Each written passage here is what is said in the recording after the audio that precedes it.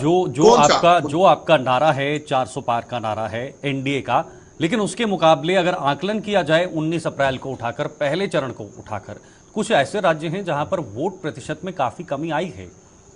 क्या आपको नहीं लगता कि लोग जो हैं वो कहीं ना कहीं नाराज हैं? किस वजह से उन्होंने वोट नहीं दिया, किस वजह से वो घरों से बाहर नहीं आए?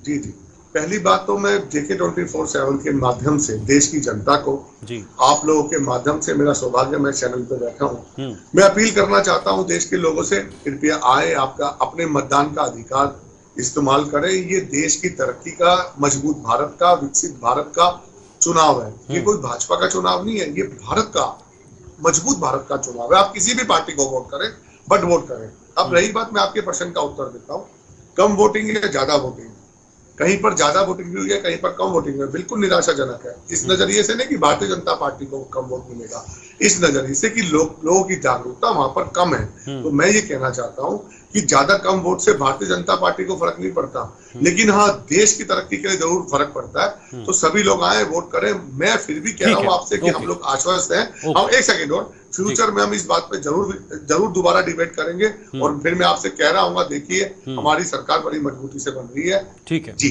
जी। ओके। भूदेव जी अब सांसद बने हुए हैं।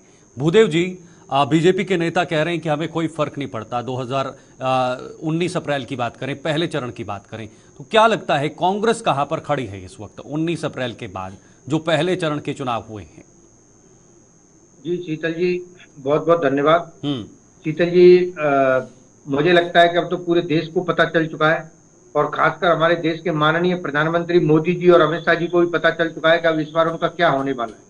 इसीलिए जैसे ही पहले फेज का चुनाव खत्म हुआ और उसके बाद आप देख रहे हो कि किस तरह के उलूल जुलूल बयान देने में देश के गृह मंत्री और देश के प्रधानमंत्री जी लगे हुए हैं। वही जो उनसे उम्मीद की जा सकती थी वही हो रहा है। जिस तरह से देश में सांप्रदायिकता की बातें करना, हिंदू मुस्लिम की बातें करना, महिलाओं के मंगलसूत्र को लेकर के बातें करना, मतलब उस तरह की बातें करना जिनका कोई और छोर नहीं होता है। कहते हैं ना कि अब जो एक बार आदमी जो बौखला जाता है तो वो बौखलाहट साफ तौर पर दिखाई दे रही है। कि जो ये कह रहे थे 400 पार का नारा, जो देश में एक झूठी अफवाह फैलाने का, जो झूठी अफवाह फैलाना तो उनका 2014 से रहा है, लेकिन वो जो काम कर रहे थे वो अब इनको पता चल गया कि इस बार 150 सीटें आना भी एनडीए गठबंधन के लिए मुश्किल हो गया है। क्योंकि देश की जनता समझ गई 2 करोड़ रोजगार कहाँ है, 100 स्मार्ट सिटी कहाँ है। हवाई चप्पल वाले को हवाई जहाज में बिठाने वाले थे, और वो देखा आपने हवाई जहाज का क्या किराया होता है। देखिए ट्रेनों का किराया बढ़ा दिया, प्लेटफॉर्म टिकट तक बढ़ा दिए, महंगाई अपने चरम स्तर को छू गई।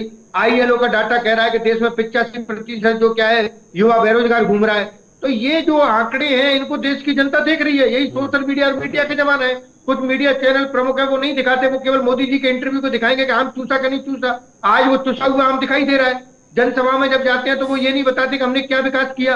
आज तक जो झूठे एयरपोर्ट्स बना करके इंटरनेशनल एयरपोर्ट बने और उनका उद्घाटन हो गया। मैं भावनगर में था गुजरात में, गुजरात इलेक्शन में, और मैं देख रहा हूँ इलेक्शन से पहले उस भावनगर इंटरनेशनल एयरपोर्ट का उद्घाटन हो रहा है। लेकिन भूदेव जी, बीजेपी तो केवल नींव भी नहीं लगी। भूदेव जी, सरकार तो ये दावा कर रही है कि हमने कार्य किए हैं पिछले 10 साल में।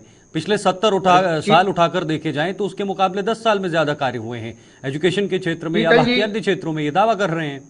IIT बने हैं, IIM बने हैं, एम्स बने हैं। शीतल जी, आप मेरी बात मानोगे या इनके जो मंत्री हैं उनकी बात मानोगे? संसद में ये जो बयान देते हैं उनको मानोगे, या फिर जो ये जो बाहर आकर के जनसभाओं में बोलते हैं उनको मानोगे?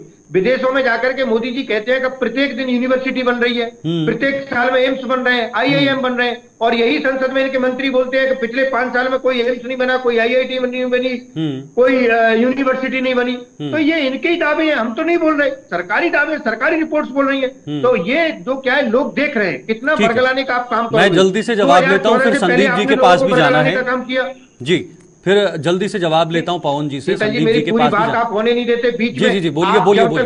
जब तक बीजेपी के नेता को जब तक टाइम मिला आपने एक शब्द नहीं बोलिए भूदेव जी, जवाब भी लेना है ना। पूरी बात दर्शकों तक पहुंचनी नहीं थी। जी बोलिए भूदेव जी, अभी 10 सेकंड है आपके पास। बीच में आप बोलोगे तो 2 आवाजें जब एक साथ जाएंगी तो दर्शक नहीं सुन पाएंगे ना। आज 2 करोड़ रोजगार कहाँ है? 20 करोड़ रोजगार इनको देने चाहिए थे, कहाँ है? 85% युवा जो क्या है बेरोजगार घूम रहा है। ILO की रिपोर्ट बोल रही है, हम तो नहीं बोल रही है। और ILO की तो सरकार जारी करती है। भाई ये बताइए ना ये जो रिपोर्ट सरकारी रिपोर्ट है, अगर उनको भी अगर आप नहीं मानोगे तो इसीलिए तो आज मोदी जी को जो क्या है जनसभा में ये बताने की जरूरत पड़ रही है। क्यों नहीं बता पा रहे हैं वो कि कितने लोगों को आपने रोजगार दिया, महंगाई जो 400 रुपए सिलेंडर हुआ करता था वो 1000 रुपए को क्रॉस कर गया, प्रधानमंत्री की साख गिर गई, डॉलर के मुकाबले जो क्या है रुपए की स्तर गिरता चला गया, प्रधानमंत्री की साख खत्म हो गई। जो खुद मोदी जी कहते थे कि प्रधानमंत्री की साख गिरती है, वो कहाँ चले गई? वो ओके, जवाब ले लेता हूं, समय नहीं है भूदेव जी, कम समय है ना, इसलिए ज्यादा समय नहीं दे पाऊंगा। बिल्कुल, तो मैं बोल रहा हूं कि देश की जनता देख रही है, 4 जून को हम ही बताएंगे, आपके चैनल पे बैठेंगे तब बताएंगे कि मोदी जी झोला उठा करके हिमालय पे तपस्या करने के लिए निकल जाएंगे। ठीक है पवन जी, 10 सेकंड में जवाब, फिर ब्रेक भी लेना है। उठा के चल दूंगा। जी शीतल जी, सबसे पहले तो मैं एयरपोर्ट का जवाब दे दूं। इनको इन्होंने हवाई चप्पल की बात की, बिल्कुल उन्होंने सही जवाब, बिल्कुल इन्होंने सही सवाल किया, क्योंकि इनके जब 10 बार प्रधानमंत्री बनते थे तो ऐसा ही होता था। उदाहरण के तौर पे 74 एयरपोर्ट थे, आज देश के अंदर 153 एयरपोर्ट है। मैं आपको सरकारी आंकड़ा बताता हूँ, 6 करोड़ लोग यात्रा करते थे, आज 13 करोड़ यात्रा करते हैं। मैं एम्स की साइट पर इनको चैलेंज करता हूँ, एम्स की साइट पर कांग्रेस सरकार, गलत बात है भूदेव जी। भूदेव जी आप रुकिए, आप अपनी पूरी बात करने दीजिए पवन जी को। जी पवन जी जल्दी से। ये हाँ, दूसरा मैं एम्स का इनको डाटा दे देता हूँ। एम्स की वेबसाइट पर जाएंगे, जाके सर्च करेंगे, आज देश में 24 एम्स है।